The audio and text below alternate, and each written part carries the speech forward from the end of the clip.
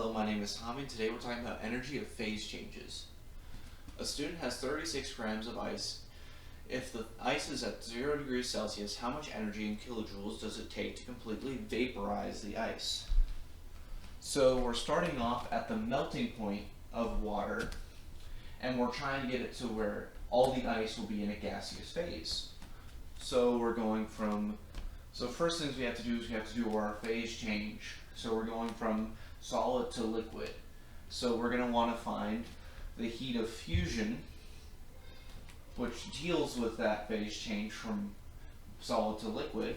So 6.02 kilojoules per mole talks about how much energy per mole do I have to use to get from point A to B for a phase change.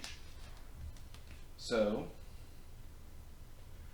we start off with the amount of moles, and the way we can find that is by using the molar mass of water, which is 36 grams times 1 mole per 18 grams H2O, and that gives us 2 mole H2O. And now with that in hand, we can now do the molar heat of fusion and get the first part of our 3-part equation. So 2 mole, 2.0, times 6.02 kilojoules per mole. So that's the first part. And that'll give us an answer in kilojoules. I'll keep that up there since it does change. Now that we have determined the energy from the phase change from solid to liquid, we need to do the change in temperature from 0 to 100, or the boiling point of water. So we need to go back to our other equation where Q equals the specific heat of water times the grams of water times the change in temperature. So our grams of water is 36. Our temperature change is 100 degrees since we're going from 0 to 100. And our specific heat of water is 4.18. So now that we have that, let's see what units we're going to have.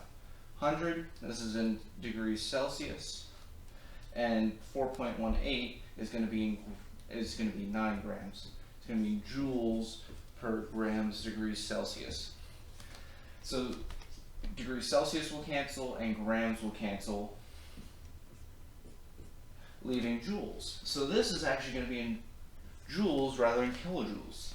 And since we want our answer in kilojoules, we'll want to convert that by saying 1 kilojoule per 1,000 joules. So we'll multiply by that as conversion. Oh, not 100, 1,000. And now we'll need to add the last part of our 3-part equation, that transition from liquid to gas.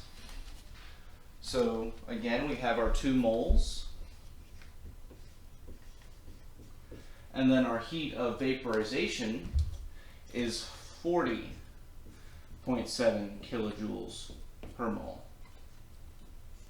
Now the reason for it to be a lot larger than our change from solid to liquid is because it takes a lot more energy to completely break those intermolecular forces. Well, here we're kind of semi-breaking them. Here they're completely broken, and it takes a lot more energy to do so. So now we can get our final answer of 108 kilojoules.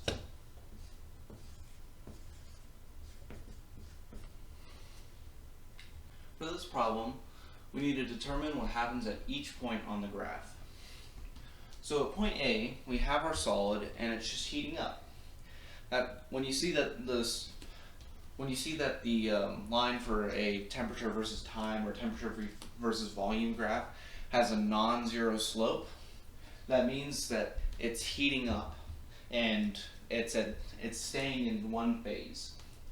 When we have this zero slope, we have a transition going on from one phase to another. So here we're going from our solid, an A, to a liquid.